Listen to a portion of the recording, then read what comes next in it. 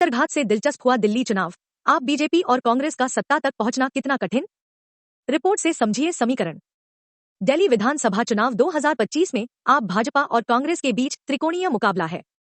सभी पार्टियां लोकलुभावन वादों के सहारे सत्ता तक पहुंचने की आस लगा रही हैं। इस बार के चुनाव में सबसे अधिक चर्चा नई दिल्ली व कालकाजी सीट की हो रही है। नई दिल्ली से केजरीवाल 3 बार से चुनाव जीत रहे हैं। आगे विस्तार से पढ़िए पूरी रिपोर्ट। किसी भी दल के लिए आसान नहीं है दिल्ली कारण। अपने पक्ष में हवा बदलने को पार्टियों में लोकलुभावन वादों की होड़। त्रिकोणीय मुकाबले व भीतरघात से दिलचस्प हुआ विधानसभा चुनाव। दिल्ली विधानसभा चुनाव के लिए नामांकन की प्रक्रिया पूरी होने के बाद अब चुनाव प्रचार में तेजी आने लगी है।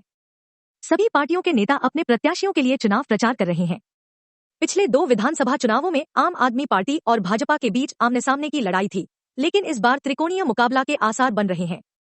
इससे किसी भी पार्टी के लिए चुनावी लड़ाई आसान नहीं है। चुनाव प्रचार में इसकी झलक भी दिख रही है। तीनों पार्टियों में लोकलुभावन योजनाओं की घोषणा करने की होड़ लगी हुई है। कांग्रेस व भाजपा के बीच थी सीधी लड़ाई। वर्ष 2008 तक के चुनाव में कांग्रेस व भाजपा के बीच सीधी लड़ाई थी। पहले एक चुनाव में भाजपा और उसके बाद लगातार 3 विधानसभा चुनावों में कांग्रेस को जीत मिली। अब दिल्ली का चुनावी परिदृश्य बदल गया है। भ्रष्टाचार विरोधी अन्ना हजारे के आंदोलन से उपजी आम आदमी पार्टी वर्ष 2013 में पहली बार चुनाव मैदान में उतरी। पहले ही चुनाव में उसने दिल्ली के चुनाव को त्रिकोणीय बना दिया। पार्टी को बहुमत तो नहीं मिला, लेकिन कांग्रेस के समर्थन से सरकार बनाने में सफल रही। अरविंद केजरीवाल दिल्ली के मुख्यमंत्री बने और 49 दिनों के बाद इस्तीफा दे दिया। 62 सीटें जीतने में पार्टी सफल रही। आप उसके बाद वर्ष 2015 के चुनाव में आपने कांग्रेस को 0 व भाजपा को 3 पर समेटते हुए 70 में से 67 सीटें जीतकर प्रचंड बहुमत से सरकार बनाई। वर्ष 2020 में भी 62 सीटें जीतने में पार्टी सफल रही। इस बार आपके सामने चौथी बार सत्ता प्राप्त करने की चुनौती है। वहीं वर्ष 1998 से सत्ता से दूर भाजपा वापसी के लिए चुनावी रण में उतरी है। कांग्रेस को उम्मीद है कि वह दिल्ली में अपनी राजनीतिक जमीन को वापस प्राप्त करने में सफल रहेगी। इसके लिए उसने पूरी ताकत झोंक दी है। इसके नेता शीला दीक्षित के 15 वर्षों के कार्यकाल में हुए कार्यों को जनता के सामने रखने के साथ ही आपके भ्रष्टाचार के मुद्दे पर घेर रहे हैं। आप 10 वर्षों से दिल्ली की सत्ता में। पिछले 3 चुनावों की तरह से इस बार किसी पार्टी या चेहरे को लेकर जनता में कोई उत्साह नहीं दिख रहा है, यानी किसी भी पार्टी की लहर नहीं है। आप 10 वर्षों से दिल्ली की सत्ता में है। इस सरकार पर लगे भ्रष्टाचार के आरोप, प्रदूषण की समस्या, यमुना में गंदगी, कूड़े के पहाड़ व स्वच्छता, जर्जर सड़कें, पेयजल समस्या आदि को लेकर लोगों में कुछ नाराजगी भी है। लेकिन यह नाराजगी इतनी भी नहीं है कि आपको कोई भारी नुकसान होता दिखे।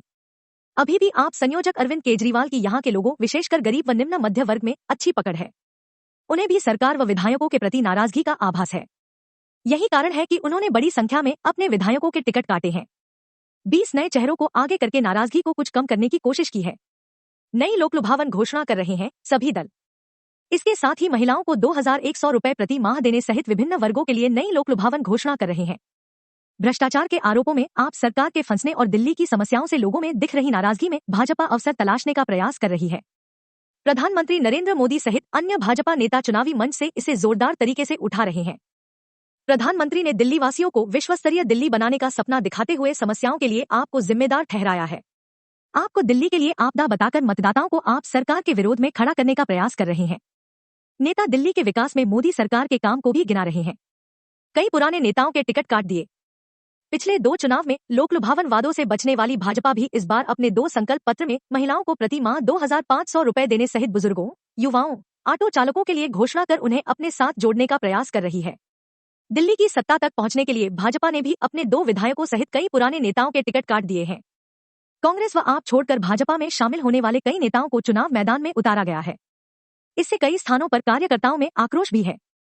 बिजवासन, महरौली, तुगलकाबाद, करोलबाग, बाबरपुर सहित कई सीटों पर असंतुष्ट कार्यकर्ताओं को एकजुट करके चुनाव प्रचार में लगाना पार्टी के लिए बड़ी चुनौती है। अपनों की नाराजगी का सामना करना पड़ रहा। भाजपा नेताओं को उम्मीद है कि प्रधानमंत्री के बूथ स्तरीय कार्यकर्ताओं के साथ संवाद से स्थिति सुधरेगी।